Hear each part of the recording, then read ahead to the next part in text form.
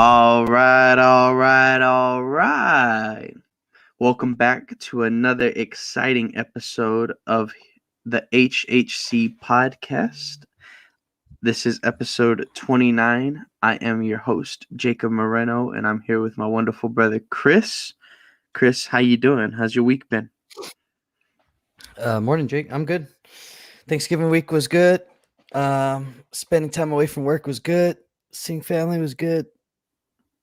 Spurs Yeah, got a win yesterday or whenever, so we're yeah, for we're doing sure, as for sure. best we can. No, yeah, the week for me was pretty great as well. You know, I got to go hang out with the family for the week and get to spend some nice rest and relaxation and enjoy my time overall, right? But then also at the same time enjoy some Spurs basketball because I went to go watch that Boston game and it was a close one. It was a very fun one, and we'll definitely talk a lot more about that in a little bit. But before we get into that, just want to say that we do this podcast every Sunday at 10 a.m. You can catch us on Twitter, on Twitch, and on YouTube, which is where we go live. But if you cannot catch us during the 10 a.m. live broadcast, you can always catch us after the fact. They're all recorded and posted to all three platforms, full VODs on all three platforms to watch whenever you want. Um, with that being said, though, I think we can go ahead and get right into the recap of the week. The San Antonio Spurs had a 3-game home stretch against the Phoenix Suns, the Atlanta Hawks, and the Boston Celtics. In that 3-game home stretch, we went 1-2 on the week overall. And starting off with that week, we had played against the Phoenix Suns in a loss, 111 to 115. In that loss, DeJounte Murray had 18, 11, and 10 on 9 for 22 shooting. So far, that has kind of been a repeat case that if DeJounte does get his triple doubles, that we don't really come out with the win. But DeJounte himself has also stated that he does not care about the triple doubles at all because he wants to win ball games, right?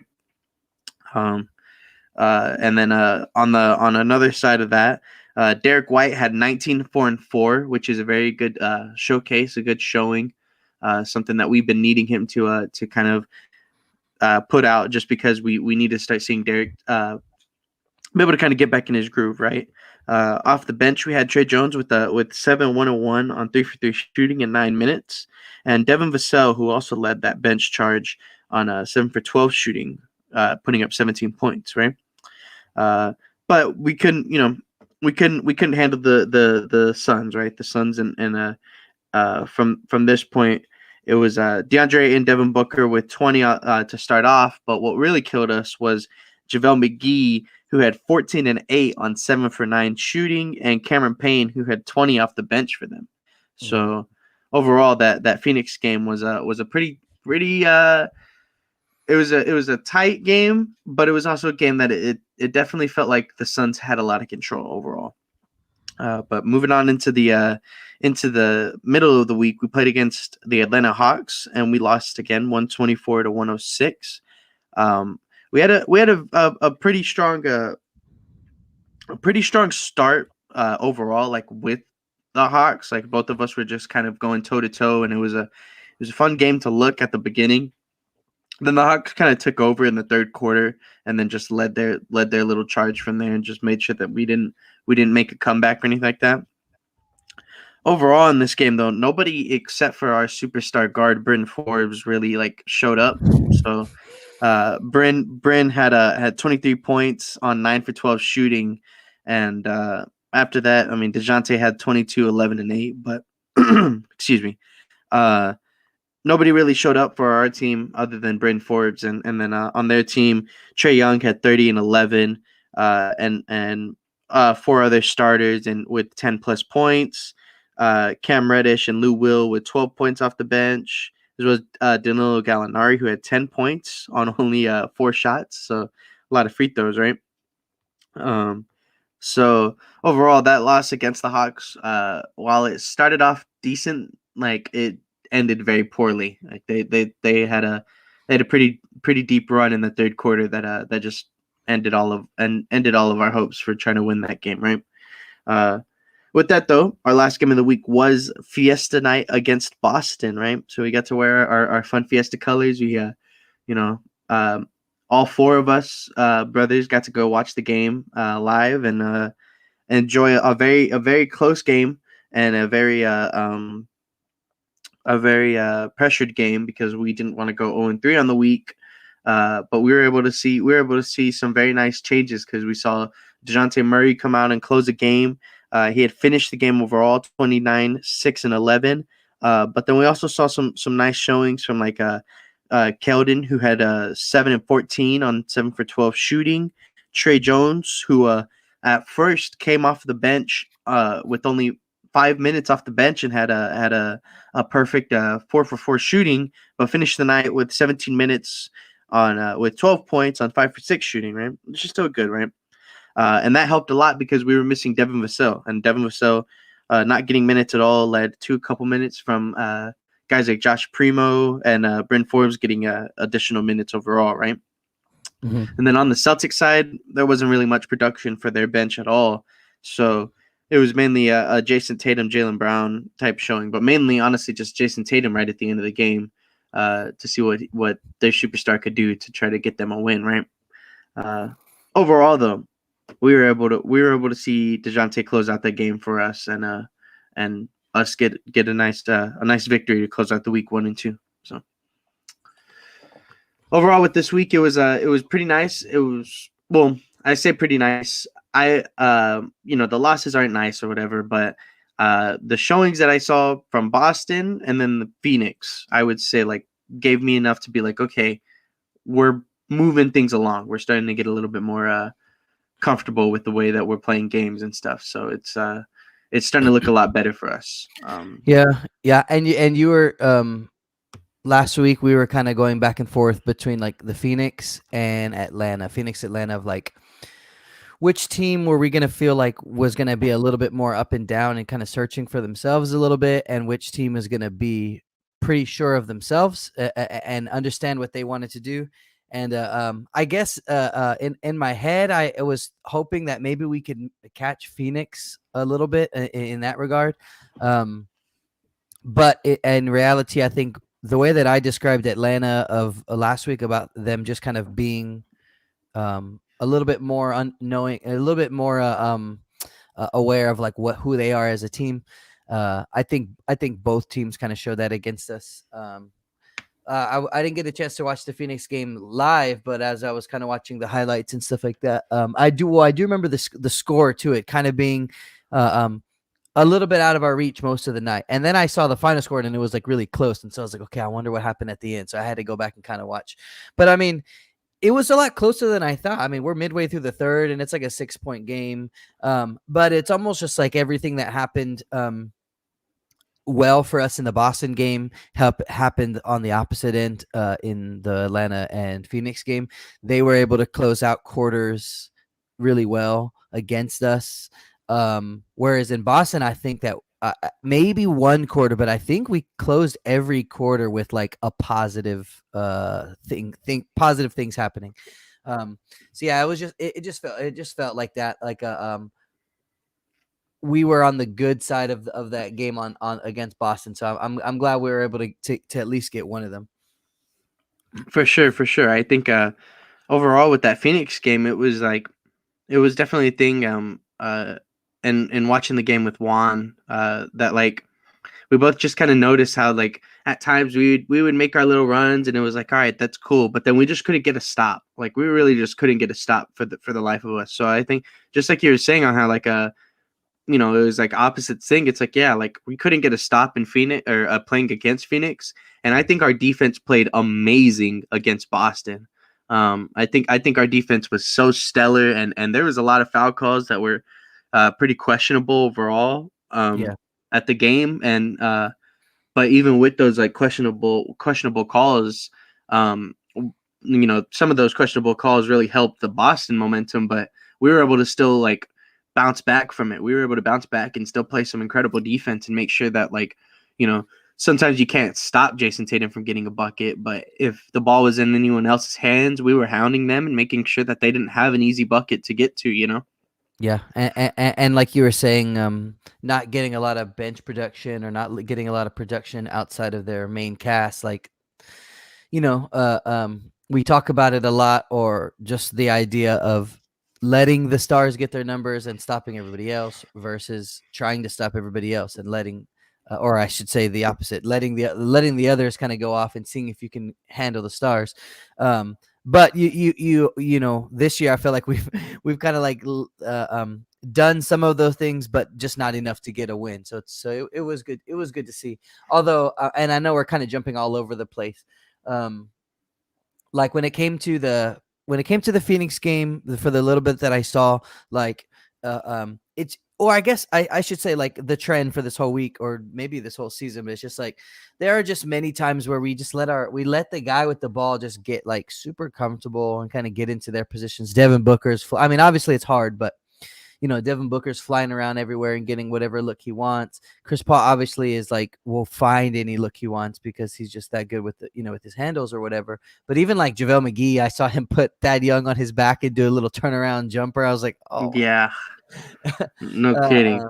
On same thing with Atlanta. I mean, Trey can get to where he wants, but I mean, I don't know. It just felt like we were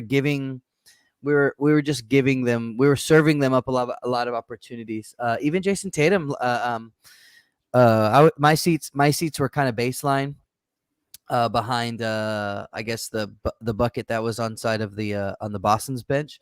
Um, so this fourth quarter, I got to see a lot of Boston, right?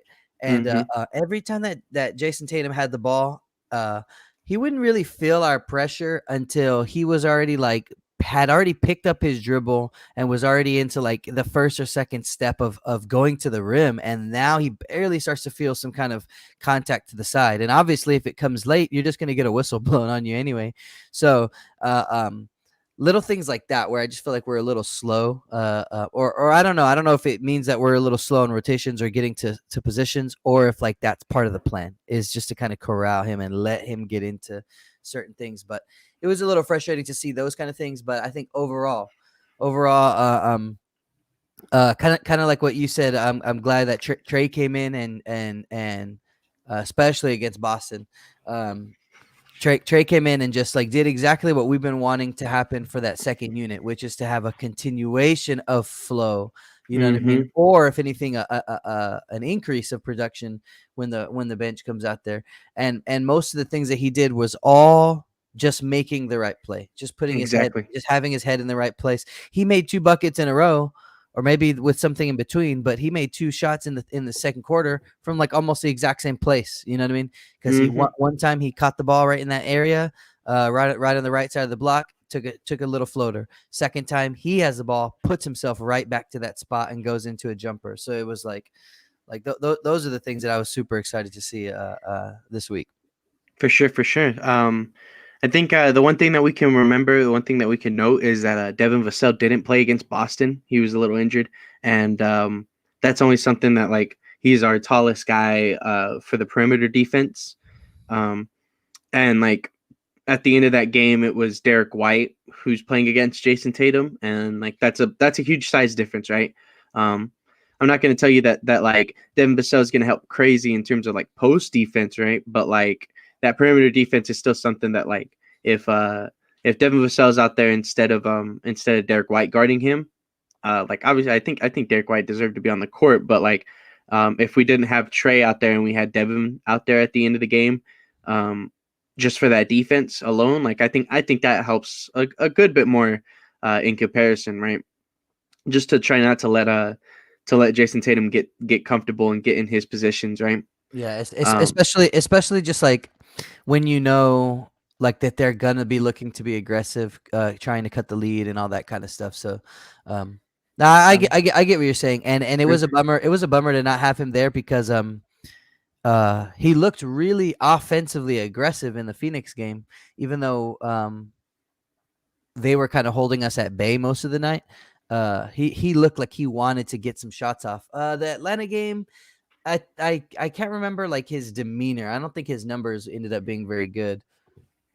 yeah, I don't think, like I said, I feel like overall the Atlantic game wasn't pretty overall from anybody, just because like Like that whole like second half was just rough.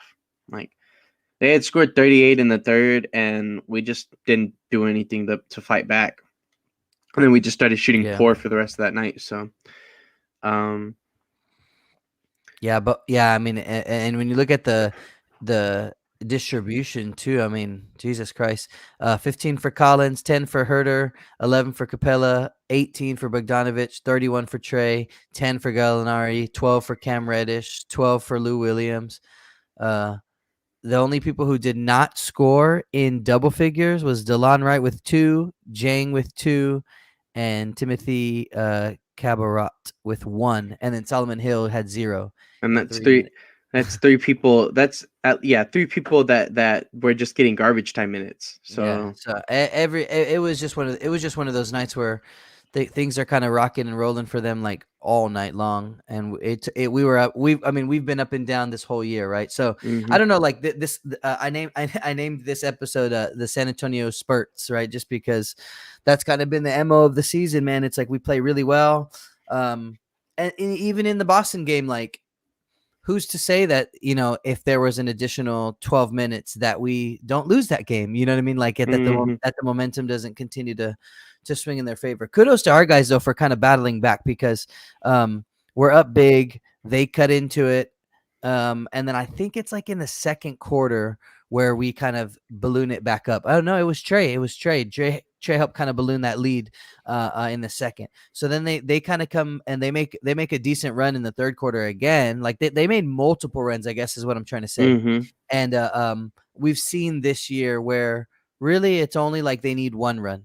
Like if we're ahead, our teams need one run to kind of to close the gap, get over the edge of us, and then we haven't been able to battle back. So this was and I watched the game twice because when we watch it at the game in person, it always feels a lot different, right? And mhm. the pace feels different. In my opinion, it always goes by a lot faster.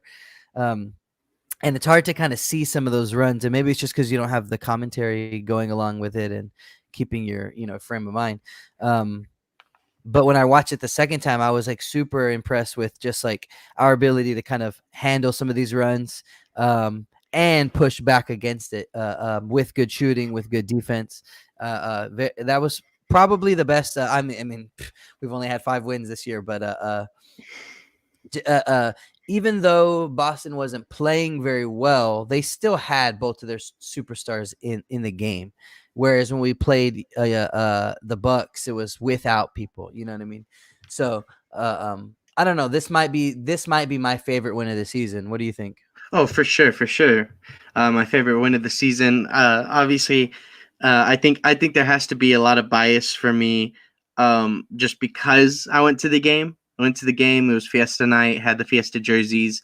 Um, like all that going into the game. I was like, bro, we really need a win. Like I need a win. And in my personal experience, if I'm not mistaken, I think every game that I've gone to, we haven't won. In your And life? yeah, in my life, and Jesus. that all starts from 2014 when Vince Carter hits the three to beat us in the playoffs. Oh So yeah, yeah. that was my very first Spurs game, and that was in Dallas, and yeah, we had lost that game because of Vince Carter, right? So from there, the only time and the only other thing that I can think of, because I don't remember if we won a preseason game or not, was I went to a preseason game, and that was the game that DeJounte Murray tore his ACL. Oh So my oh my so gosh. it doesn't matter if we won that preseason game. That's a loss for the year, right? Yeah, true.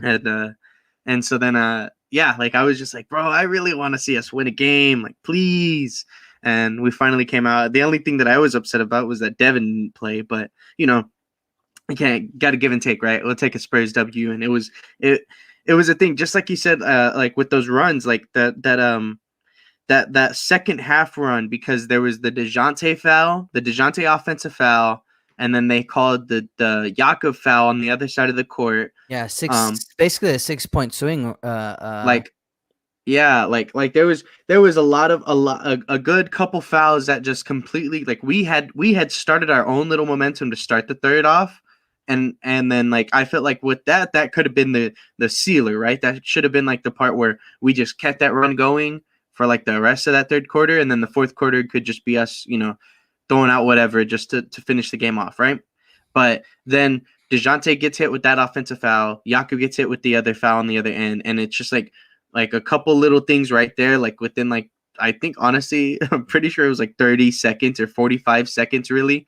And like they completely stopped our momentum and then pushed their momentum further, right? Push the Boston momentum back into the game. So then going into the end of the third quarter, like you were saying, how like we really had like that first, second quarter had positive ends. Obviously, the fourth had a positive end. That third quarter was the one where I was kind of like biting my nails, like, oh my goodness, like this game's gonna be scary. Like Yeah, I'm like, especially because it was like halfway through the third, like 6 minutes, and mm-hmm. you're like, oh man, okay, so we're gonna have to fight. I mean, we're gonna have it's Yeah, just gonna have to be like a fight for the rest of the night. Yeah. how can I see us recovering from this, right? And like our track record definitely doesn't show it. Like definitely doesn't show like us being able to have somebody make a small run and us contain it and then keep going, right? Like Yeah. Yeah. our track record And says they get their runs, we lose the ball game. yeah, So I was yeah, like, exactly. oh And no. and especially like extra credit because they took the lead, you know what I mean? Like Mm-hmm.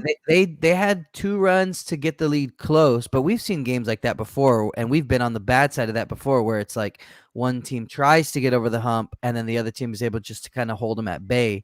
And I was hoping that that was going to be the case. And so when they take the lead, almost midway through the fourth quarter, now I'm like sweating big time. Like, oh my Yeah. god, man, did I show up again for this? Like, we're gonna. This is how the night's gonna go, you know. So for them to, I think it was like, I think I took a picture on my phone because I was like, basically just happy that we were able to come out of it, knowing with hindsight that we were going to win the game. It was 81-88. Celtics have a 7-point lead with and in the bonus with 3 minutes to go in the game. You 3:14. you said 81-88. 81-88. It was 81-86. We were down by 5. And then they come out of it and they had the ball. So they come out of the timeout and they hit a jumper out of the timeout. So it was a 8, so then it became 81-86. So then 81-88. So a 7-point deficit with 3 points to go. I mean, and I know, and like me personally, my pace, like when I'm watching the game and I am trying to manage like like I have any you know sway over the game, but when I'm trying to manage like the pace of the game, if the deficit can be 1 point per minute, then I feel like we're on pace to still win. So like if we're down 10 and if we're down 10 and there's 12 minutes to go, in my head we're a little bit ahead of pace still, barely. And then as it's a 10-point deficit with 10 minutes to go, now it's okay. Now we need to be making up 1 point per minute for the rest of the game. In order to at the very least end up tied. So when we're down 7 points with 3 minutes to go, even though each basket is minimum of 2 points, it's like, okay, we're a little bit behind the gun in terms of our pace right now. We need to string together stops in order to get over that pace, in my opinion. Like that's kind of the line that I walk. So I was stressed a little bit, and so man, to see, like you said, like kind of fueled by the defense. And I know that Boston had a struggling an offensive night in terms of their shooting. We've seen games like that where we go 4 for 20 or whatever. So I know that they weren't shooting. We didn't get Boston's like best effort, but we still got Boston. You know what I mean? And so I'm happy. I'm happy with the way that they kind of pulled it out. Getting a chance to watch DJ kind of in person take over the game a little bit, and again, same thing. It's hard to see, like when you're watching it from when I was watching it in person, and every shot that he take, there's a couple times where I was like, okay, I wonder like, is there a better shot than that? But when you're watching the game and you kind of see it, and it's like, okay, like. I think I don't know if anybody else was really stepping into that spot in the third and fourth quarter, and so DJ did. You know what I'm saying? Mm-hmm. Especially the second time that I watched it, I had even less of a problem with it than the first, because I do get a little concerned. You brought it up today, and I don't know if we've ever talked about it as a group, but I've noticed it for sure. And it's what you said about how when DeJounte gets his triple doubles, we don't win. Now, obviously, we've been losing a lot, so that stat could be misleading. Yeah. But just the idea of there's been a lot of comparisons to him and like Russell Westbrook this year. Hmm. And I think the triple doubles brings that into conversation easier. But there's a lot of when you think about Russell Westbrook, you do think a lot about like getting numbers, but also losing the game. That You- volume, right? That type yeah, of volume player. um, making good plays happen for himself, but maybe not always making good things happen for his teammates. And Hmm. not to say that I think any of those things of DJ, especially right now, but I have it in my head because I know that I've been feeling a lot more of the comparisons recently about just the triple doubles and production and they play the same kind of position and all that kind of stuff. I was just curious, like if you guys have seen that too, if that gives you any concern. Would you like to see? I mean, I don't know. It's hard. It's hard because we don't have any. It's not. I don't feel like he's stifling anybody because I don't feel like Right. anybody's really stepped up enough to feel stifled. Yeah, for sure. I definitely think that like DJ's in a high usage role right now. Like he's we put him in that position at the moment because like you said, nobody else is stepping up right now like that. Like Devin's stepping up, but Devin's not taking anything from DJ. Like that's that's something that if it's gonna come from anybody, it's gonna come from Derek, it's gonna come from Trey, it's gonna come from Lonnie first.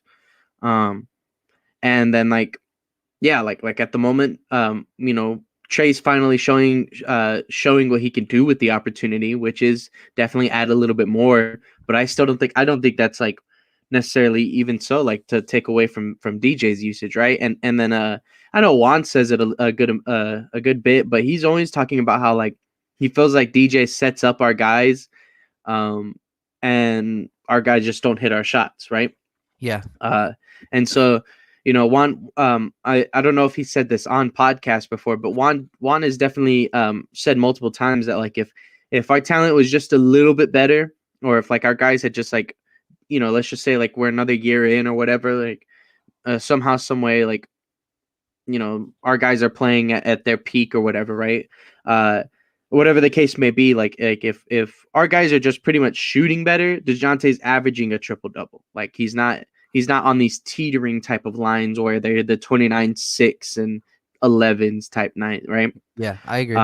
They are the triple doubles, right? You know uh I I wouldn't say that the usage is necessarily a problem for DJ. I will say that I think that it is kind of like yes, DJ is pretty much this good. I would like to say DJ is this good, but I also still want to see DJ in a role where it's not him having to be this prominent of a player. Like he shouldn't have to be this prominent of a player, right? Like Yeah, like yeah. like You'd want it to be where it's like, man, anytime he has the ball, I feel a little scared because I feel he's automatic in the paint. He's got a good mid range. He can get to his spots, but most importantly, that when he breaks us off, he's got weapons that he's passing out to and all that kind exactly. Yeah, and so then that's why for one, like I was just so happy seeing Devin be able to take this next step because like I really want to start seeing Devin in the starting lineup soon, right? Like if he can continue to progress like this, like I feel like that's a thing that like we haven't really talked about is like our combinations. I know Josh has somewhat said like he loves Lonnie and Devin off the bench like that. But personally, I love DJ and Lonnie. I love seeing DJ and Lonnie on the court together. Did I say DJ and Lonnie? DJ and Devin. DJ and Devin, right? I love seeing DJ and Devin on the court together because that's like one, that's a lot of defensive firepower right there, and we're seeing our best individual defensive guard. I honestly, that's another thing that I kind of want to talk about at some point is like how our defensive guards work because I think DeJounte is our best individual defensive guard, but I think Derek can be the best team defensive guard. Um, and then um even so like at times Devin is like the guy who plays lanes the best, right? Um and like that's just something that like all of our defensive guards, like they all have like their certain qualities to it to like determine like who really is the best guy out there on the perimeter like that, right? Uh, but still, so that's still good though, right? We still have two very good defensive guards out there, and then DeJounte has somebody who actually will get the ball and has at the moment, maybe not the strongest three-level scoring, but at the moment is showing three-level scoring, showing that he can shoot the ball on the perimeter, showing that he can take the ball and dribble off of the three-point line and hit a midi, but then also attacks the rim and will try to slam it if he has the opportunity, right? And Yeah. on the offensive side, I love seeing that because then it's like, all right, Dejounte starts the ball, he starts to play, he gets his stuff set up, but then he knows he has that second option in Devin Vassell to try to create and make whatever he can off of whatever opportunity that DJ lands him with, you know? Yeah, yeah, and I saw like I said, when I was watching the Phoenix game, I kind of saw Devin feeling like or looking a little bit more assertive, and kind of like a little bit more demonstrative too, like asking for the ball a little bit on certain spots when he feels he's open, even if it's just for a small window, just being a little bit more like, I got it right here, I got it right here. So I mean, yeah, I think that is also something that goes well if you pair it with Dejounte, because Dejounte is like you were saying, is like always looking to set people up, um, and looking for looking for those opportunities. So I think like Derek, I'm trying to think of like I mean, not Doug. We haven't really seen too much of Doug just yet. Um, like the way that you would want Doug to catch the ball and within like a half a second, it's already like up in the air. Like I feel like Devin has a little bit more of that mindset too of like, if I'm in this spot, I'm just going to let it fly. If I'm Mm-hmm. in this spot, I can take one dribble and go right into a shot. You know what I mean? Where it's like quick. That's something that I really enjoyed about Primo too. So like I'm not the one who's been like, I don't know necessarily like if we need to have Primo in right now. You know what I mean? If he's in Austin, I'm okay with that, I guess is what I'm trying to say. But one thing I do like about him is like he does things quick. Uh, there he came in. He came in against Boston, and there's just a couple times where he didn't really do much, in terms of his like production, but he also didn't do much in terms of like stopping the ball and and ever feeling like he was muddying up the play. It was the ball would come to him, he was like real quick, like he's doing a little quick in between dribble between his legs, but while he's doing that, he's surveying left to right. He was on the right side of the floor, kind of like on the strong side. So they give him the ball. He looks around real quick. He does like a quick like 1-2 and just immediately goes right back to the top of like, no, nothing's here. Let's find something else. Versus like he catches the ball, he's dribbling, he's looking, he's dribbling, he's dribbling, he's looking, he's dribbling, and then he ends up just giving the ball back to the point guard anyway. But Yeah. now we just lost like 6-7 seconds on the clock. It's like he's doing it fast. So like I feel like Devin kind of has a little bit of that mindset too on the offensive end, right? Of like, when I get the ball, like there's just it's like what Pop used to say: you got to pass, you got to shoot, you got to do something, but it's got to happen quick, you know. Mm-hmm. And it's just one thing that if we can kind of revise lineups, I'm definitely starting to lean more towards seeing a Derek off the bench type of movement now. Like, See, um, I'm the other way. Like I feel like we're getting good things out of Trey. well, If you're gonna commit to I having Derek as so I your two love guard, I love I don't having know why they don't just have him as the primary backup point guard. I love seeing Trey come off the bench like that, and then I feel like if we do have a bench lineup of Trey, Derek, Lonnie, I feel like that's still good coming off the bench. Yeah, but imagine not having to feel like you're going again, like what are you having Lonnie as like your three guard, you know what I mean? Like imagine if you could have just like more depth, more roundness, you know what I mean? More Yeah. roundness, well-roundness, I guess. So I don't know. I would like to see him come in as that second string point guard. And then if you want to sit Derek and you sit DJ, you know, at that initial whatever, and just give them some time, and then maybe you let one of them come back in and be there with Trey, and then I don't know if hmm that means you move And Trey over and let. you I know, think you know what I mean. Go ahead. I wish at least one of the other two brothers were able to kind of be on the pod this week. Just because they had they had they had talked to me a little bit about like what they had saw at the end of the game. Um, I honestly didn't like. I didn't really think it was that big of a deal. Um, but like they talk about how just the idea that because Trey can't shoot and Trey won't shoot the ball, um, it just hinders him that much, like in terms of fit with everybody else, right? But I've said multiple times that I feel like that shouldn't matter. I feel like Trey makes the right plays that, like, yes, the spacing's not the greatest, but when you see Trey and DJ out there, like Trey does not make mistakes. He doesn't make those mistakes that we see Bryn make. He doesn't make those mistakes that sometimes Lonnie will make. You know, I'm trying to remember where I saw it. There was definitely a play where Lonnie had the ball and dude just steps right out of bounds because of his little step that he likes to take to. I'm not gonna lie. That's happened, I think, at least 3 times this year, and I'm like, Yeah, like that needs to be out of the playbook already. exactly. Like he needs to like either just fix his positioning if he's gonna take that type of a step or whatever, right? Like, but Yeah. like If a guy like Kata Bates or like these bigger guys can take a baseline drive and not step out of bounds, then then Lonnie can do yeah, like yeah. so I mean like I don't ever see Trey making any mistakes like that, right? And then like yeah, like I know one of Juan's biggest problems is seeing drive kick, drive kick, drive kick 3 times over, right? And that's just because of the players that we have on the court, right? But like, dude, it does like it really shouldn't. I feel like it like seeing Trey out there, he's still able to make that like extra pass or two or whatever, and seeing how like at least like with this last Boston game, how he's not afraid to take a mid-range jumper. That's still spacing that's good. You know what I Yeah. mean?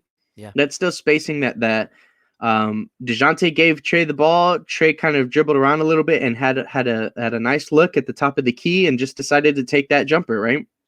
And um I think his defense is a lot better than we would really like expect out of him. And like that's a thing where like I love that. I really do. I have always been a fan of his older brother Tyus, and I feel like he's a better defender than him.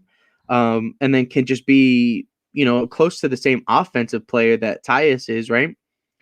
And in that aspect, that's a perfect backup point guard. That's a perfect backup point guard that you want for the future, that you want to have in that role right there, because he will tear people up.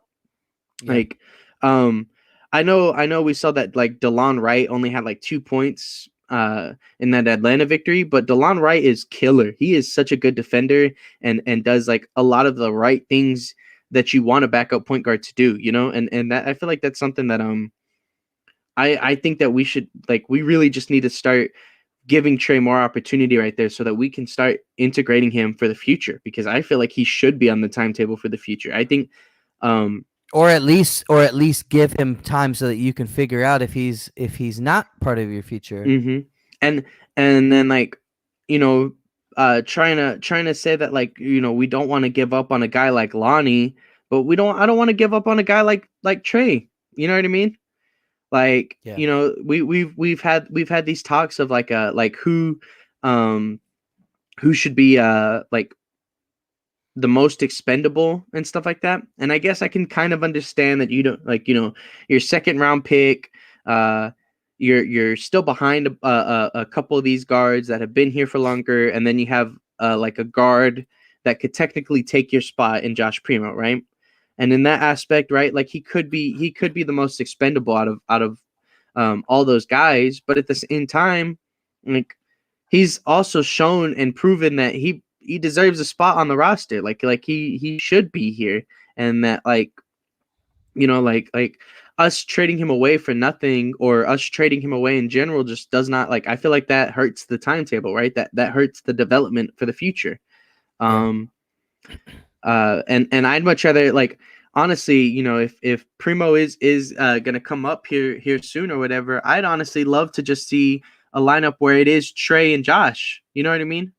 Like, Now, I mean, maybe. I mean, Josh would be a good a good person to pair him with because he helps make up for some of that size and on the length, not necessarily the bulk, but also he's a shooter. You know what I'm saying? Hmm. So just to And help that with that spacing, and if you have a smart player, you feel like they can find smart players or that they can find players in general. So I mean, it's like just get him some guys that can find some open places and knock down some jumpers, and that should be a rudimentary in recipe for success. in a perfect world, all of our wings and two guards should be shooting good. You know what I mean? Yeah, The yeah, only yeah, yeah, person, the only person that should technically be on the floor that can't space that well is DeJounte Murray. He's the only player, and he takes threes. He doesn't not shoot threes, but like Derek has shown that he could be a good shooter. Devin is a good shooter. KJ is starting to pick up his shooting. Lonnie should technically be a good shooter. You know, like those are all of our wings right there. Same thing like Primo and Bryn. Like those are all shooters. Those are all guys that should be able to knock down an open three. yeah, So when it comes to spacing, that should technically not be a problem. And then at that point, why are we trying to knock Trey out just because our other guys can't shoot? You yeah, know, like what does that do? What does that do to our team? Like yeah. it doesn't it Plus, doesn't. plus, in my head, like the value that he brings in terms of awareness and just basketball IQ, Hmm. it matters, man. Especially on a rebuilding team. On a rebuilding team, you need to have people who can navigate through situations because that's how you learn. The reason that Pop played Rudy Gay and Patty Mills and all those guys during crunch time instead of the young guys is so that they can sit and watch and see Rudy Gay get through adversity and push over a hump. And it didn't happen all the time. Um, but I mean, you paid those guys. You show, that they've seen things before, so you just get to watch them and you see how they handle it. And now it's our turn, or it's these young guys' turn. But I mean, like when it comes to a guy like Trey, like you said, like, or I guess like we've both been saying, just his IQ and the smarts and the decision making that he makes. I think that puts him. I think that ups his value like so much for our team, especially. Hmm. I don't know, like same thing when it comes to like Bryn Forbes. Like I try not to rip on people, just try to be as supportive as I can. But I have to feel in my head that like I don't know, man. Maybe they did bring him in with the idea of like we're gonna play you, we're gonna give you opportunities because the contract's not very big, it's small, right? So it's like we're gonna play you decent minutes. Um, and as the year goes on, we're either going to be gearing you towards you're going to stay with us, but we're going to scale you back and we're going to start to slide those minutes to other people, or we're gearing you towards that February like trade deadline. You know what I mean? We're going to give you minutes a lot at the beginning of the year for you to play well and do your thing. We can see if we can move you as a combo piece, maybe, to a contender or whatever. Like, so I don't know. Like, I guess what I'm trying to say is I feel in my head, at least, and I'm just making this up, um, that like Bryn Forbes minutes are not set in stone for the whole year, if that makes sense. Yeah, I think out of Uh, all the players, he should be the one person that like should have the most fluctuating minutes, right? yeah, yeah, He should. and right now it's like people are ragging and getting up in arms because I feel like he's had like consistent minutes, right? Hmm. And so people are probably just being like, why is it consistent if his play isn't consistent, Yeah. if his pay isn't very high, if his it's like all of these things. So I definitely understand the criticism of not just him as a player and his production, but just the thought process of him being out there so much. But I don't know. I do feel like I don't know why, but I do feel like everybody in the organization kind of has an understanding with what his role is going to be, and I don't know if we're going to be seeing him the whole year like this. It still is only barely November. You know what I Hmm. mean? So I mean, we still have time to kind of see the season develop, because even though we are in a rebuilding stage, it's not just in a like throw everything against the wall and see what sticks. That's not how like you rebuild. You still have to have a plan for your season as one season. You still have to have a plan for from now until the trade deadline. You still have to have what I mean, like you still have to have all these timelines that you're trying to navigate. So I don't know. I'm not as concerned about it, but I do feel I think that's why it's because I do feel like a guy like Trey makes Bryn way more expendable. You know what I mean? And Hmm. yes, I understand that we brought Trey in to shoot, and and he still has a position to prove himself in that way because nobody's stepped up and done like Miles better than him. He hasn't done that well, but nobody stepped in and just made him completely useless yet. So, but Yeah. I No, do I feel would like the say. Spurs are at some point we're gonna cut ties with him first, or you know what I mean? Like I don't know. That's Mhm. just where my head's at. I would say Devin taking this next step is, I would say, something that I doubt anybody was necessarily looking for. Um, because I think if almost like, obviously the team watches him, it's like, they probably know what he was trying to add to his game and all that stuff, right? But like, and still saying that, like, like, if the team knew his game was going to translate to the floor like this quickly, like, I think they would have. There definitely would have been like some changes to like how rotations were, which is kind of how it is already. Like honestly, I couldn't tell you. I couldn't tell you if I remember this or whatever. But like, I probably would have expected at the beginning of the season, if you're telling me this is kind of how the rotations are looking, I would have expected it to be more like Lonnie being that first guy off the bench, getting that spark and stuff like that, compared to Devin being the first guy off the bench, right? That's already something to say in its own. Like, you would expect going into the season, like, looking at the roster and seeing how the two lineups, or the your starting lineup looks, and then seeing who you're coming off the bench with. Like, I'd say 9 times out of 10, people are gonna be like, yeah, Lonnie's gonna be that guy that comes off the bench first. He's gonna be the one that takes that three roll real quick, and then eventually he'll slide to the two. Devin will come in, right? Like, Mm. instead, we're seeing Devin be the first guy off the bench. We're seeing him come off the bench because we know that he does add more. He does add that little spark at the moment that's better defensively, that can space the floor. That's just like that much more that we need at the moment, right? And it's something that I definitely think that he probably definitely showed everybody that he surpassed expectations for him to start off the year. And that's Yeah, just I mean, for exciting. sure, for sure. That's just exciting. But all right, I think we had a solid little discussion about our guy Trey Jones. I feel like he definitely deserved to have this nice spotlight for the week because he played very good, and I want to see him get more minutes. Um, I don't like seeing that he has to get minutes at the expense of injuries. Because I just want to see Trey get opportunity. Like, I want to see him get. I think if that's the thing that kind of frustrates me a little bit is like, yes, this team, like you said, like, we're not blowing this team up. This team, like, we didn't blow up our team and then just completely start a new rebuild. No, we have these guys that we've developed and all that kind of stuff, and we're working with them. But at the same time, I feel like we should have gone a different direction, in the sense of, everyone should kind of know that their spot's not guaranteed. You know what I mean? And in that, I feel like minutes should be fluctuating because I want to see guys get opportunity. Not every team in the league is like this, where our, in a sense, 3 through 11 on the roster are pretty much close to the same in terms of talent, right? Yeah. Like, you have your clear one, you have your clear two. I would honestly say we have our clear 1, 2, and 3 at the moment. But like, everybody else has kind of been around the same level in terms of how good they've been.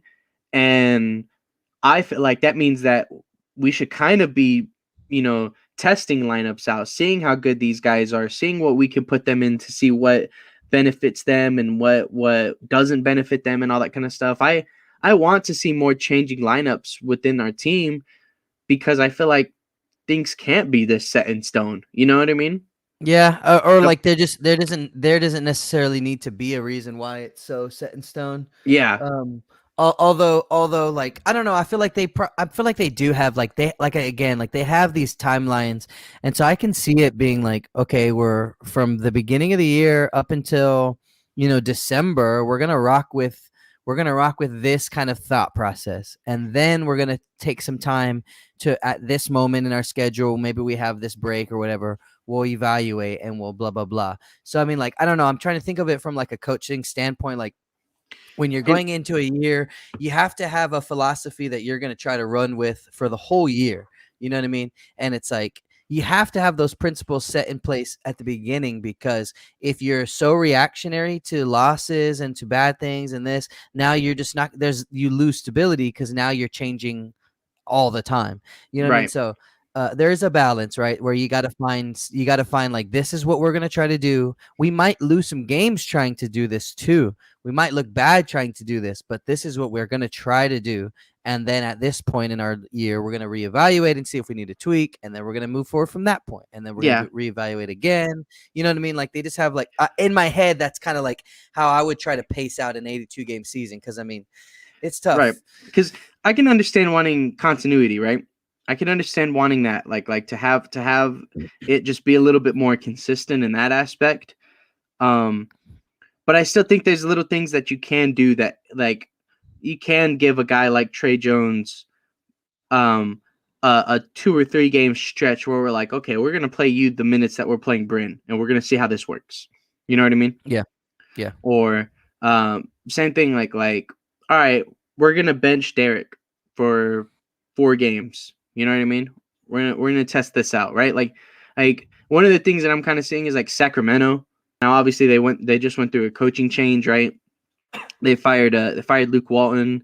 Alvin Gentry just came up to be the interim head coach. Mhm. And so obviously things are gonna change like that, right?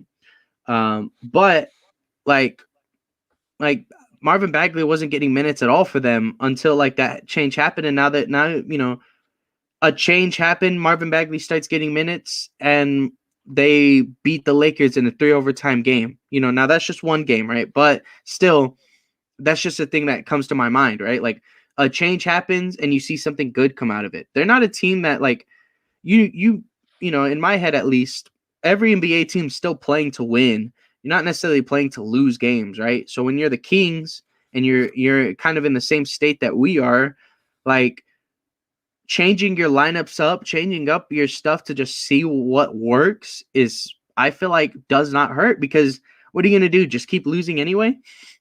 You know what I Yeah, mean? I mean, Where again, it just depends on what they're trying to see in the Mhm. first place. What are they trying to do in the first place? You know what I mean? Because I mean, again, uh, um, I feel like there are probably multiple times this year where having Bryn Forbes off the floor might have been better for somebody else, maybe because of how they're playing, or because of maybe how bad Bryn is playing, or something like that. But I mean, I do feel like it's like, all right, here comes Bryn. Like, this is what we're looking for. You know what I Mhm. mean? Uh, so I don't know. I get what you're saying. I get what you're saying. And we still have time. Again, like, the team that we have in terms of rotations, in terms of production and all that kind of stuff, we're hoping is not the same look in April as it is in October. You know what I mean? Like, we want them to be playing better, maybe playing a little bit differently. Uh, um, and over the course of 82 games, little things happen that move the team along. So we'll see. We'll see if they make any kind of adjustments, or what, but I don't know. Like, I get what you're saying about, like, because our talent pool, like 3 through 11, is very similar, it should be rotating. But also, it's like, even though they are similar, we still have our set in stone. Like, hey, these are the guys that we've extended and we've paid money to now. We've committed to now. These are the guys that we haven't just yet, because they're still on the rookie deals or whatever. So we do have some form of hierarchy. And if everybody's talent is so close, 3 through 11, then the way that I think that they're going about it is, all right, these are our starters. These are the guys that we committed to. If anybody else wants to come in and take that spot, you can, because the talent is so close. But that's determined by you. That's Mhm. determined by you coming in and making us take his spot. So I mean, and I don't know how much of that we've seen so far, in my opinion. Trey, yes, I think Trey has come in and shown that he deserves more time. Lonnie and Devin have both been up and down all year, and I think it's just fine. I think we've committed to giving them time. It's just finding, where. But in terms of people like not getting time yet, I think Trey is probably the only one where it's like, all right, we need to be trying to get this guy out there more because he's smart.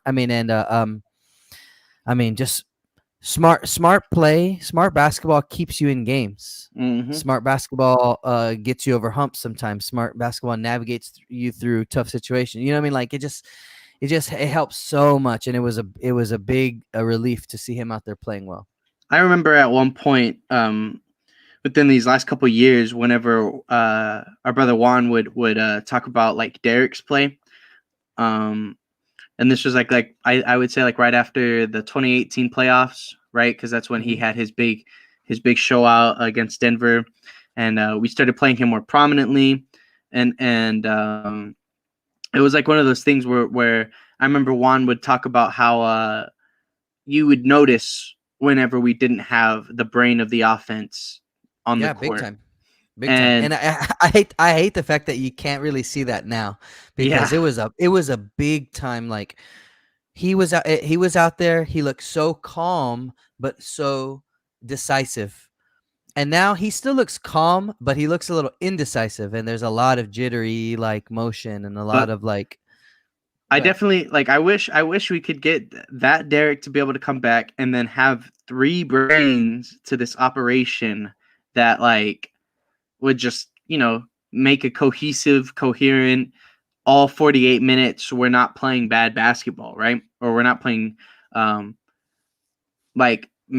making mistakes type of basketball, right? Like because we can still have a brain. We can still have a guy make plays for everybody and nobody be able to shoot the ball, right? And this is why I'm still so high on Trey's, because even if Derek White comes back and starts playing more like that, you've still committed him to the starting lineup. So it's like you're still now we're going back into what we've been saying for 2 years, which is if you have 2 great point guards, why not split them up and have them running the game all, But so far, Derek White hasn't stepped all the way back into that role just yet. So if that's not going to be it, then maybe if we got a guy like Trey, let Trey be the and shoulder that burden a little bit while Derek is still kind of finding his confidence, and then maybe later on you make the commitment to making Derek White your de facto point guard for the second unit now that you feel more comfortable with his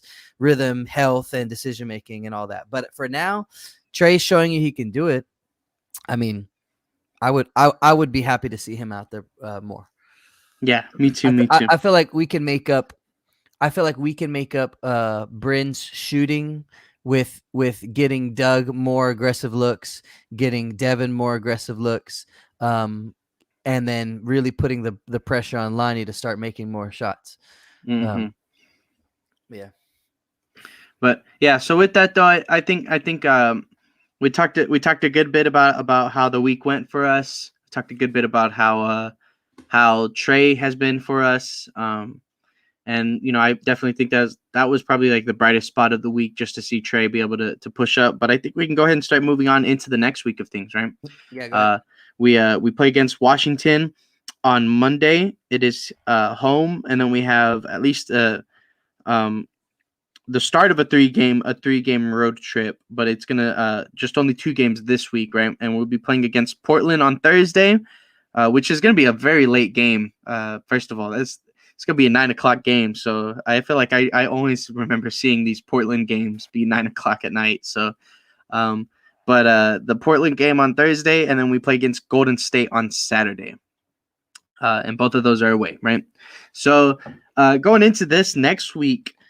Well, we do start with the Wizards tomorrow. I don't know. I felt like you skipped over that one. I did say Washington on Monday. Okay, my fault. But so yeah, with that though, we play against Washington on Monday, and that's gonna be a fun game. But at the same time, like this is also a scary game for me, because it's like I know what I'm going to get whenever it comes to playing against Phoenix. I know what I'm going to get when it comes to playing against like the Clippers, the Lakers, and stuff like that, right? A team like Washington is in the same vein as a team like Minnesota, which is in the same vein as Sacramento, Indiana, OKC, right? We beat Sacramento out of those teams that I mentioned. So like it's a thing where I'm like, this is a team that is very, very beatable. A team that I know we can take advantage of. We can win. We can come out with a good win. But will we come out with the win? Will we be able to knock down our shots, play good defense, and not let people not named Bradley Beal go off on us? You know what I mean? Yeah. Like I Yeah. don't want to see a Spencer Dinwiddie show. I don't want to see And Kyle Davis Kuzma, Bertans. Kyle Kuzma's like, obviously, he's in a new environment, so he's been playing different. So we haven't seen Kuzma yet, like since he's left the Lakers, and seen how he's gonna, how he plays like night in, night out. Exactly. But like this is a nice little. I like them adding Kyle. I like them adding Montrez. It's another guy that tears us up too.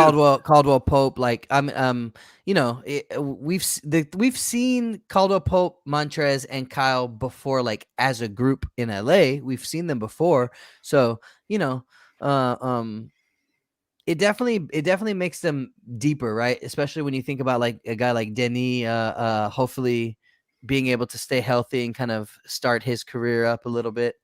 Who do they still have I think they got rid of Hachimura. Did he go somewhere? No, he should still be on their team. I don't see him in their I'm not seeing him on their ESPN roster. And then when I looked on their IR, the only person there was Bryant. Thomas Bryant. Thomas Bryant, it said, was hoping to make his return sometime in December, but that's as far as their IR went. So I'm not seeing him on here, but a guy like Davis Bertans, Denis, they even have Aaron Holiday. And I like So that. I mean, So, they have some guys. yeah, I like that Aaron Holiday kid too, because I mean, I feel like you could never really go wrong with any of the Holiday brothers, right? And then he's just he's a solid player, right? Like I don't know, like his defense definitely isn't to the extent of his brother, but he still has a solid little offensive game that I enjoyed watching him play for the Pacers, and then like him coming out to the to Washington is just something, yeah, something that like we'll see if he can expand on his game even more, right? Yeah. So 4 days ago, this Bullets Forever had said that Roy Hatchima returns to Wizards practice. So maybe he had been injured a little bit. Yeah. But either way, I do know for sure that Roy Hachimura is a Washington Wizard, even if that ESPN roster isn't showing it, right? Yeah, he probably just has been. It's probably like their active roster or whatever. Right. It'll be interesting, man. The last time we saw this team, it was Bradley Beal and Russell Westbrook. Yep. So definitely a different squad. 23 a night from Beal, 16 from Montrez. I feel like that's a spot where we can get him below his average. Montrezl Harrell at 16 a game, and that's only starting 3. He's only started 3 games, and I know that the beginning of the year he didn't really play a lot, right? Right. So Spencer Dinwiddie 14 a game, Kyle Kuzma 13 a game, Pope 10 a game. Okay, they're only averaging 106 points a game. Like you said, a very gettable game. My holdout for this, or like the thing that I'm holding on to, I guess, is the comments that I heard from a lot of our guys after the Boston game, saying like, we've come out and played bad after a win multiple times this year. We do not want to do that. We want to put this game behind us and put our focus onto Washington. So like that talk, I'm hoping, is the focus that, like when Josh said a couple episodes ago about, oh yeah, we could probably put together a little win streak here. It's like, that's what we're hoping for, right? We want to see one night bleed into the next, and we want to be able to see these things kind of start to carry over, because it's tough, man. It's a tough road watching the Spurs, like when you feel like it's a 50-50 every night, or like a 40-60 on the other end, Yeah, I would say most of the time, honestly, like And I don't think it's a bad thing. Obviously, we're we know where we're at, right? We know where we're at as a Yeah, team, and yeah. I don't think it's a bad thing to say that like for the most part, there's only been 2 games, 3 games really where you're like, okay, Spurs should win this game. Whereas like if most of the year it's been like a all right, it's up in the air on whether or not we have a good night, they have a bad night, or it's a all right, we got to come and prove that we can beat these guys, right? See, and I would say though, like on the good side of things, I've only had maybe 2 or 3 games where I've straight up said, like before the games even started, like, okay, we're probably not gonna win this one. Mm-hmm. You know what I mean? Like Which every game or most of the games have felt closer to that yeah, 50-50 up in the air, right in the middle, which is fine. I mean, it's fine because that means they're gettable, and that means it's on us to go and get them versus like, well, we're just outmatched. Like right, and that's fine. I don't want to feel like that. The Lakers game, I felt like that, even without LeBron James, because of Anthony Davis. And everybody likes to rip on Anthony Davis right now on the internet and like that, and deservedly so because he still underperforms. But I mean, you don't have to perform very hard when you're the only 7-footer on the floor against the Spurs, and we are not making any concerted effort to stop you. So yeah. that was one of the games where I was like, all right, we don't have an answer for it. I don't I don't really see us coming out of this one. So we'll see. I mean, I mean, again, it's a gettable game. You're not gonna see me fret against the Wizards too much. But I acknowledge what you're saying too. Of like we've had games many times this year where we should be playing better, should be playing smarter, and we lose a game to a team that we should beat, like OKC or like Sacramento or like the ones that you named. Mm-hmm.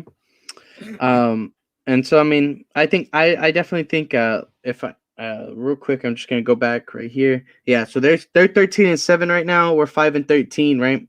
So I mean, uh, obviously they're in the East. Their games are probably gonna be just a tad bit easier than ours.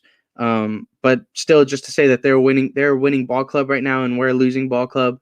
Um, this could be a turnaround for us. I definitely think that if we can get a W out of this one, that's another confidence booster, so that we can go into a game against Portland, because this is going to be one of the more important games of the year, Yep. in my opinion.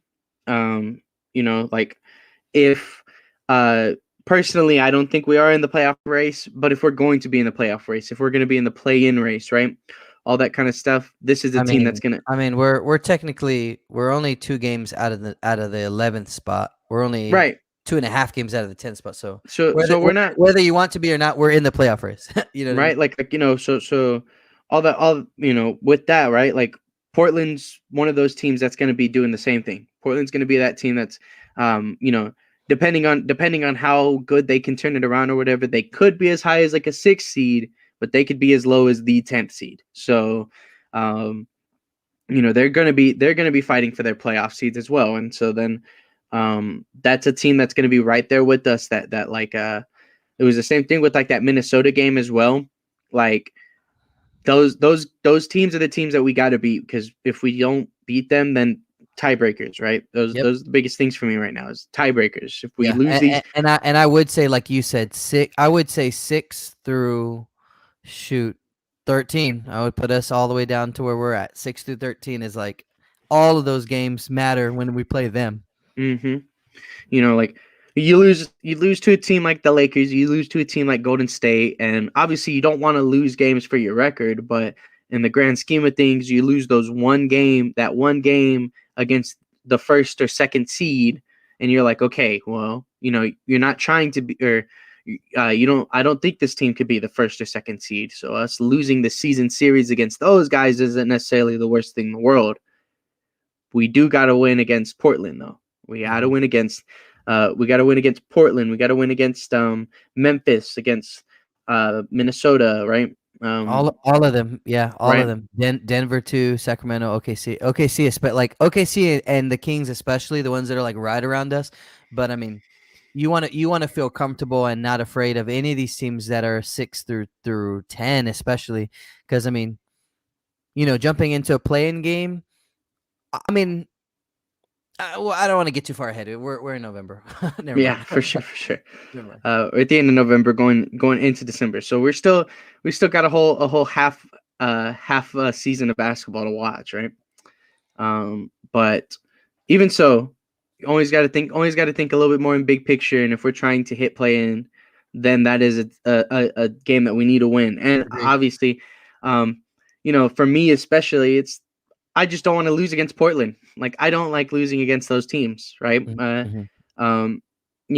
Like I've said, like even as a and understanding how we are, like I don't care. I don't want to lose against to a team like the Lakers. I don't want to lose to Portland, right? Like these are just those teams that like I wouldn't say I've grown a dislike to Portland. I do like Portland, but it's a team that we've fought against, and I'm like, all right, well, I want to see us win against this team. You know what I mean? Like Man, we're competitive. when I was growing up, it was always I would say up in the air of who was going to win the game, but it was always like it was going to be a nasty game. It was going to be, especially if we played in Portland, most of the time you can bank on the fact that the Spurs were not going to play well.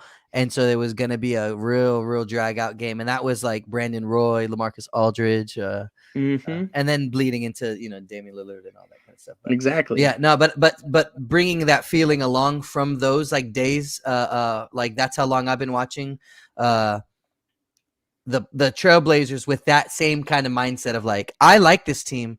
I don't think I've ever had anybody that like I hated from the Portland team, but we need to beat them. It's like Yeah, exactly. that's been my mindset for like 15 years, 16 years. Exactly. So, it's gonna be a cool matchup. I know Damian Lillard has started to kind of turn it around in terms of his season, because his season Yeah. did not start off. It didn't start off good at all, and now he is starting to pick it up a little bit more. And they have some decent complementary pieces. The addition of Larry Nance Jr. is something that I liked to see. And then Anthony Simons, like taking that next step. Norman Powell, after that trade, probably just getting a little bit more comfortable, Yeah. right? Like all these. Nurkic has been able to be with them like for basically the whole year, right?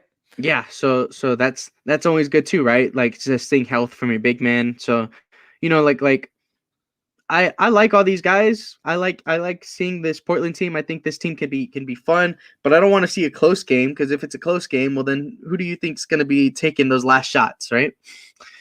Yeah. And then that's scary. That's a scary game to play. That's a scary thing to try to gamble on, whether or not Damian Lillard's going to be on it that night, and then we have to play at the end of a fourth quarter, and he's shooting from the logo. Yep. In Portland too. So it's just like he makes that's a momentum crusher for us. We're like, all But right, what are we gonna do? Like, I do look forward. Like, I love the challenge. So when I see Damian mm-hmm. Lillard, CJ McCollum, you're like, all right, Derek White, DeJounte Murray, defensively, what can we do to kind of make them feel us a little bit? Like Norman Powell versus Keldon Johnson, I think is a great matchup. That'll be fun, yeah. You know what I mean? I don't know if they start. Do they start Simons too? I'm not too sure. I wouldn't say so. I would say he's probably their backup Oh, point no, guard. no, no, no, no. Robert Covington. Roko. Robert Covington is their starting power forward. They're four. Mm-hmm. So I mean, me personally, I don't know if we're gonna have Doug back this week. Let me look real quick. Yeah, for sure. And then so yeah, like just to kind of name out that starting lineup, then that's like Damian Lillard, C.J. McCollum, Norman Powell, Roko, and then Yusuf Nurkic, right? So then Yeah. that's at least Anthony Simons and Larry Nance off their bench. Trying to think who else they have, because I know they lost they had like Derrick Jones Jr. on their team They last year, have but they don't have him anymore. 8 points a game from Nasir Little. Nasir Little, okay. And then they got the only other people who get minutes for them is Cody Zeller, a little bit, like 12 minutes a game. Okay. Dennis Smith Jr. At 13 minutes a game. Is Dennis Smith Jr. the one who played for the Mavericks? Yes. Yeah. Wow. How I many am teams has he played for? just I guess this is his fourth team, right? Fourth team in 5 years or Dang. 6 years maybe. So yeah, I've been a rooter. I've been rooting for Dennis Smith Jr. to have a resurgence in his career. Yeah. Just because he looked very good that first season in Dallas. Then Luka came in. He gets traded to to New York. Then he plays in New York for a little bit, gets traded to Detroit, and Detroit doesn't re-sign him. So then he gets this little deal In in Portland. Portland. And Dang. he Well, played good in Detroit. He played I liked his play in Detroit, but obviously you see what they had. it is. They didn't have the need for a guy like Dennis Smith Jr. It is looking like Dennis, though, gets some minutes on their bench. Like that, really, it's Dennis, a little bit of Ben McLemore and Trendon Watford, but but Dennis Smith, Cody Zeller kind of bring up the end of their bench, and then it's like you said, Larry Nance, Nasir Little, and Anthony Simons. Those are like the three: is Little, Simons, and Larry Nance. So I Yeah. mean, that depth, to be honest, I feel like is another another area for us where we should be able to come in and feel productive. I mean, Larry Nance, he plays his size really well. Um, I don't ever see him like not trying to take advantage of a size matchup if he has one. So the idea of him coming off the bench and me thinking about like who's going to be our backup for, it could be, give us some issues or something like that. Hmm. But I don't know. I mean, yes, I with putting the caveat at the top that I understand completely that we have shown up flat to games before. And I understand that they're playing better now. They're 10-10, right in the middle. But this is a very gettable game, like extremely gettable game. Yeah, I mean, I would put this in the same vein as Washington, really. Like, you have one really superstar player, you have a complementary piece, and then you have this depth, right? Like whatever depth they have. Mm-hmm. I would say Damian Lillard is probably just a little bit better than Bradley Beal. I would say Spencer Dinwiddie's a little bit better than CJ McCollum. But then like the depth is just like Washington's depth goes so far, Portland's depth goes so far. And I think both these games this week are going to be very fun to see how we go against them. If I could say at least for these two games, not for the Golden State one, but for these two games, I really want to see what Devin does. I really want to see what Devin does. I don't think these guys have the wing depth that's going to like kill Devin. You know what I Yeah, mean? and if we're talking about expending energy to hold down Damian and CJ, and I would include Norman Powell in that because he's got some good energy. Like he plays a little bit kind of like a like if he feels the momentum, like he'll go after it a little bit. You know what I mean? And then on top of that, he's not the smallest guy. He's our starting three. He plays with good size. He uses his body. So like I would consider him an important target to hold down as well. Um, and I think that he's also kind of gone off for some big nights, right? Offensively, like Mm-hmm. against other people. So it's there. The potential's there. But like having KJ on him, I really like that. Having Derek and DJ on CJ and Dame, I really like that. So like you said, like if we're spending all this energy to hold them defensively, who is going to kind of be able to break out and score some points for us? Devin is listed as day to day, so we'll see. How it goes this week. And then Doug, as of yesterday, it just says, or sorry, the 26th, it just says that Doug won't play Friday against the Celtics. So that was like the most recent thing that they had on him. So we'll see how that goes. Doug would help us out a lot as well to keep some pressure on them and make some jumpers. Very gettable game. I would say I would want at this point, I would really love it for us to be going into Golden State with a 3-game win streak. Because this is going to be the toughest game of the week. Exactly. It's going to be the toughest game of the week. We're going to be playing against, if I'm not mistaken, right, the best team in the league at the moment. Yeah, go ahead. And we're going to be going against MVP Steph Curry.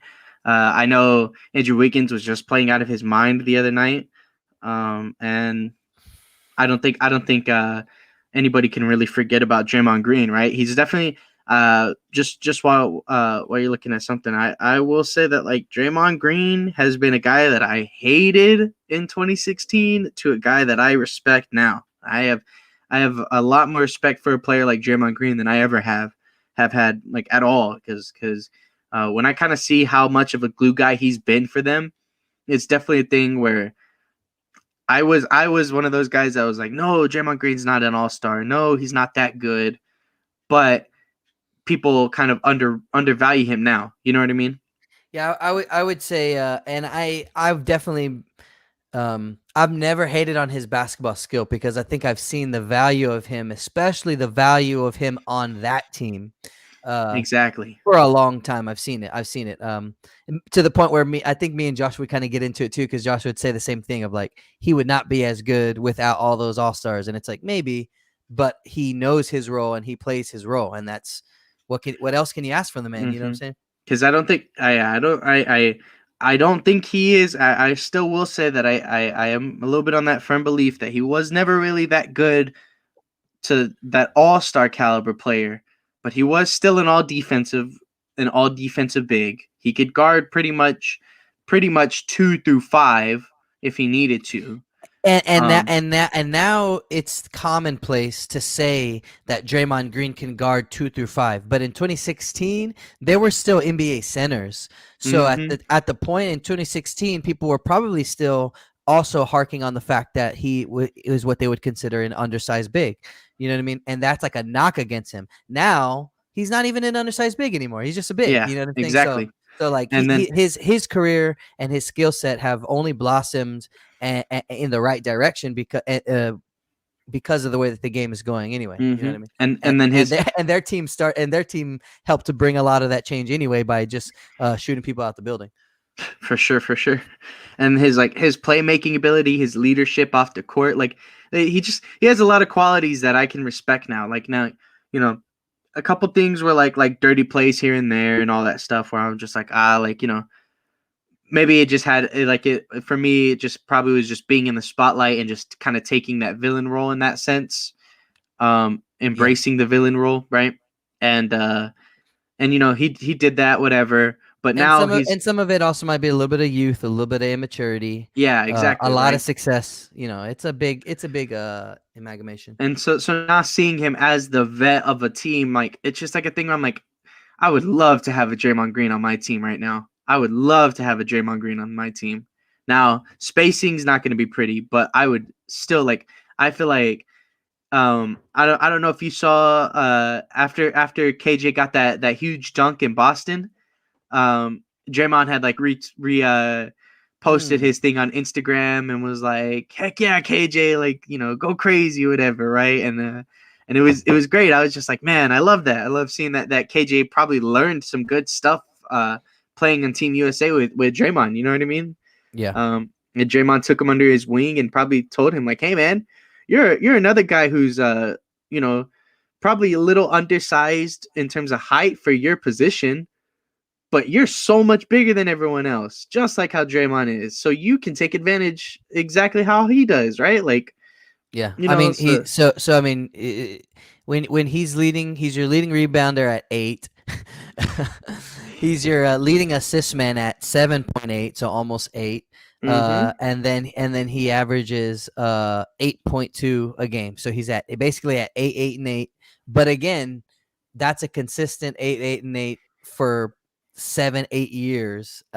And on top of that, everything else that he does in terms of knowing your offense and pushing your guys along and all that kind of stuff. Yeah. So, obviously Steph Curry, right? And we've been seeing Steph Curry come out like literally from day one, just like not taking anybody's time. It's like you're gonna operate on my time. You know what I mean? Like you're gonna operate on my watch. So I said it earlier. I said there's only been a handful of games this year when I've looked at it saying like, I don't know if we can win this one, like right off the bat. This is the one. This is a one. And even when they were struggling last year, I don't know if, this game would be a 50-50. This game would be right there with the Atlanta Hawks, with the even like I would say maybe closer to like the Dallas Mavericks, right? Where it's like we'll play them close, and then Luka will drop us for 12 in the last 3 minutes, and then we'll lose. Yeah, exactly. So like last year I would have said that. This year with just a little bit of cohesion around Steph Curry, well, I guess with Steph Curry, but I mean, just with a little bit of cohesion around Steph Curry, like, I mean, what can you do? Like you said, Andrew Wiggins is starting to play into the role that people would probably thought he was going to be in 5-6 years ago. But I mean, it's still happening. Same thing. I think he benefited from his career benefited from like the path that the NBA is headed. Because now he just has more options. He can be a 2-3-4 kind of guy instead of just we need you to be a wing. We need you to be a 3-and-D kind of guy. So yeah, Wiggins is looking good. 18 a game from Jordan Poole. That's a big probably increase in his production, this year. I mean, they're kind of top heavy. 28 from Steph, 19 from Andrew, and 18 from Jordan Poole. And then there's a drop off. Nobody else is above 10 a game. Damian Lee, Draymond Green at 8, Otto Porter. Oh man, I had his name and I lost it. Belica. Nemanja Bjelica. I can't say that last name. Yeah. It's like Bialica or something like that, I think. Yeah, something along the lines of that. Bialica, maybe. So Otto Porter, Nemanja at 6. Oh, sorry, and Gary Payton II at 6 a game. And he's getting 14 minutes a game. And then you get Andre Iguodala's getting 20 minutes a game and only scoring 3 points. 3 assists. Okay, I hope that they keep him out there more. That's well, he's their. He's a solid defender. He's a good defender. Yeah, I guess. You know what Iggy brings. Yeah. So, but I mean, 20 minutes a game. Toscano Anderson is only at 4.5. Probably also brought out there for defensive purposes. Because he's only averaging 4.5 a game, 2.8 rebounds. He's not doing much, right? Kevon Looney, 18 minutes a game, 5 points a game.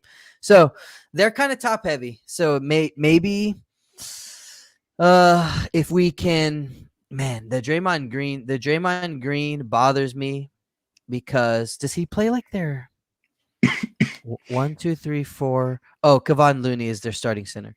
Yeah.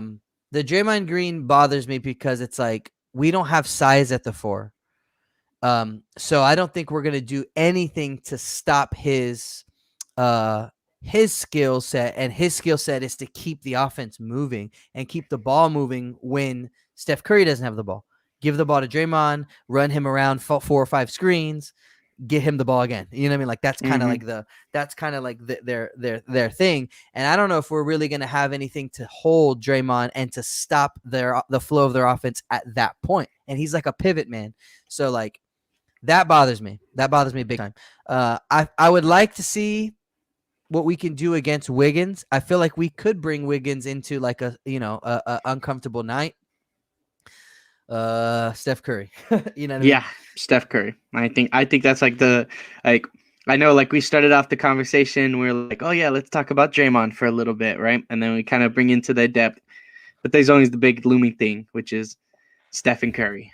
Right, MVP candidate. I personally feel like he should have been the MVP last year, because like I think the only reason why he wasn't the MVP was because of the Warriors record as a whole. But dude was killer last year. I mean, it'll probably. Do you think it'll hinder him again this year? I feel like this year he's made a. No, I think this year so far he's the MVP. So far, I think the difference is like there was no warm up for him. It was like he just came in like right away. So, and even last year, dude, like people were just like Steph's getting washed, like Steph's not that as good anymore. And then Steph dropped like 40 a night for like the first week of the season, and it was crazy because it was just like, oh my goodness, like this guy's this good, he is this good. And then the only problem was that like the team was still just trying to adjust themselves, still trying to figure out what they got. And now, after spending a whole season to figure out what they got and what they can work with, look at how good they are again. Yeah. Like this team... and obviously they've benefited from the fact that like first of all, they benefited from the fact that they were able to sign Steph to a good deal, which allowed them to keep spending money while holding on to him, right? And then on top of that, he gets hurt. Well, then they're able to kind of, again, they were a punching bag last year, or the past 2 years, really. and some of that is a little bit merited of like, okay, y'all were punching on everybody for 2 years now. Nobody's gonna feel sorry for you that your players hurt. So I understand all that, but I mean, they were, it's like when they lose those guys, they're able to go through a whole season and figure out like, oh, hey, Jordan Poole, that's a pretty good little piece. We can figure out Andrew Wiggins a little bit. I didn't see on their roster. I guess they what happened to So they should still have James Wiseman. They well, should still have the two. Wiseman. That's what I was gonna say. What happened to Wiseman? I think that did they move him to their summer league for now or something? I don't know if I don't think he's in their G League. But I'm not too sure, honestly. You didn't mention him in minutes at all, right? He might be injured, maybe. He might be coming back from something. But either way, like their IR was empty, so I'll keep looking. But go on. Like the whole thing though is that like they have a second pick in the draft and James Wiseman just sitting there, and then they have two other lottery picks just sitting on their bench, right? Just developing, right? Doing their thing in Golden State. If I'm not mistaken, it's like Jonathan Kuminga and Moses Moody are the other two guys that they drafted, right? So like I feel like that's crazy because you have three lottery picks plus Steph Curry plus Klay Thompson, not to mention your supporting pieces in Draymond Green and a guy like Jordan Poole, who is a 28th pick in the draft. That's stuff where I'm just like, man, like even though people got to laugh at the Warriors for 2 years, the Warriors might be laughing at us for the next 5 years again. Yeah, it's easy. It's so much easier to take those lumps when you got Steph and Klay waiting to come back. Yep. You know what I mean? It's way easier to take those lumps. And so either way though, like you said, I think my biggest thing is going to be let's just go out there and compete against Golden State, because that's a team that like I can't necessarily hate on Golden State anymore. I don't think there's like a reason for me to be like, oh, I don't like Golden State. I didn't even hate on them in the 15-16 runs that they had. Like, I did not hate on them at all until they got Kevin Durant. Yeah, then it was like, okay, can't root for them during this time. Exactly, and then now they're back to where they're at, and it's just like a thing where I'm like, okay, I'm a huge fan of Steph. I don't think I can hate on a guy like Steph. I've always been a Klay Thompson fan. I've always liked guys that just shoot the three ball at a high efficient rate and then just play some solid defense when they need to. And also it's easy to like them because, well, for me it's easy to like them because when they started to come up, well, we saw their whole come up. You know what I mean? But anyways, when they started to come up, like the Spurs were good. The Spurs were. It's like, man, these new young guys are gonna be really, really good. I can't wait till they join us in the upper echelon of the NBA kind of thing. Did we not play them in 2013 or 14? We did, and that's what I'm saying is like we saw them way in the playoffs. We saw them way early and when they were babies. So like it's easy to have respect for their journey, and seeing it. And yeah, it sucks now the fact that the Spurs have dropped and the Warriors are still kind of up there. But I mean, you can't hate them just because right? Yeah, you can't hate them just because your team isn't as good anymore. Like, I mean, at some point, 15 years down the road, the Warriors will be somewhere. It could be the Kings now are all of a sudden this crazy like good team. Like, who knows? But yeah. So James Wiseman tore his meniscus last April. Right. And he's just been out this whole time. He's been at the most recent thing was November 1st. He was cleared for full team practices. So okay. So maybe he's probably looking for a December. He's probably on that mid-season timeline. Mid-season return type stuff, right? Yeah. But again, just adding on to what you were saying about them having a lot of young pieces still to come for their future. I mean, they're set.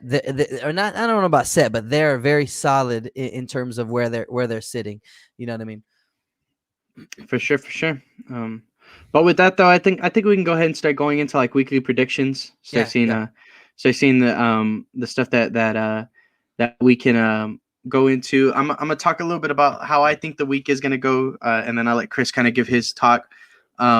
But I honestly think that this week overall can be decently fun. I think it'll be okay to kind of just see us fight against Golden State. Overall, I'm gonna go with 1-2 on the week just because um, I I think it might be a split between like that Washington Phoenix, and then I think we're gonna take that loss against Golden State. Yeah. I said Phoenix. I meant to Washington, say Portland. Portland. Yeah, you're Yeah, good. Washington, Portland, and um, either way, I personally I think it should hopefully be like a 2-game win streak followed by a 2-game lose streak. That's what I think. That's how I'm gonna go by it. We're gonna beat Washington, and then we're gonna lose against Portland and Golden State, right? But that's just how I see this week going. Chris, what's your prediction on the week? I'll probably, I mean, I'll do the same thing, and I'm just gonna keep pushing for 2-1.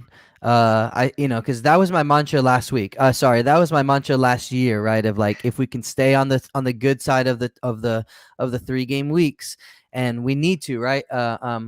Also, I feel like in terms of just like overall season outlooks, if we could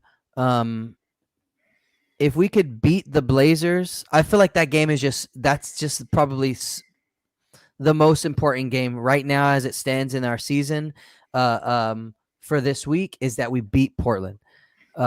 So let's say we go 1-2, but we split like you said, we split Washington and Portland, but we beat Portland and we lose to the Wizards. I feel like that would help us better. That would be better.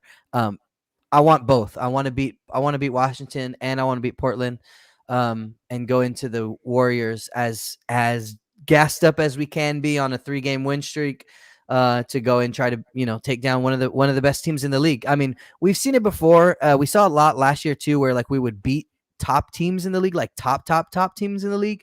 So it's not out of the realm of possibility that we can have a week where we lose to the Wizards and then beat the Warriors or something like that. So all those things can happen. But I'm gonna say 2-1. I feel like there is a path to victory with the Warriors, but I got to see it first. Okay, for sure, for sure. Obviously, our brothers did tell us behind the scenes that that's what their predictions were. Josh, if I'm not mistaken, had said, give me 1 second, right? He said that the 2-1 week would be going to be a loss against Golden State, and then Juan didn't give anything on like what he specifically thought would be, but I'd probably assume Juan would probably say the 2-1 would be the loss against Golden State as well. Either way, though, we have our predictions on the week, and we can kind of go into the scoreboard here in just a second over what had happened. I know I had me and Juan both said 1-2 on the week last week, and then Josh and you had done 2-1 on the week. So that just means that me and Juan get those additional points going into the thing. And then the one that I see here is unedited, right? So it's from last week. If I'm not mistaken, right? Like, all right, should be. So then, as it stands, if both me and Josh stay the same, should be. So then Jay got moved up to 2. Juan got moved up from -1 to 0, and then me and Josh are still in the back. Right. I honestly don't mind. I don't mind it. So dang, that means I've gone 2-1 every week, and 2 times they've gotten less than that, or they've gone 0-3. Mm-hmm.